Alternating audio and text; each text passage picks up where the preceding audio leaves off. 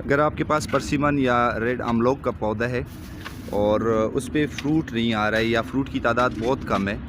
तो फिर आप तकरीबन इसके लिए 50 से 100 ग्राम जो है वो जिंक सल्फ़ेट दानेदार जो है वो आप इसके लिए अप्लाई करें और उसके बाद उसके ऊपर इस तरह की मिट्टी डाल दें और फिर जो है पानी का छिड़काव करें। पानी आपने खड़ा नहीं करना है, इसके लिए सिर्फ इसके जो नीचे ये वाला एरिया है ये सिर्फ आपने नम रखना है, फ्लड इरिगेट नहीं करना, वरना ये लीच डाउन हो जाएगा और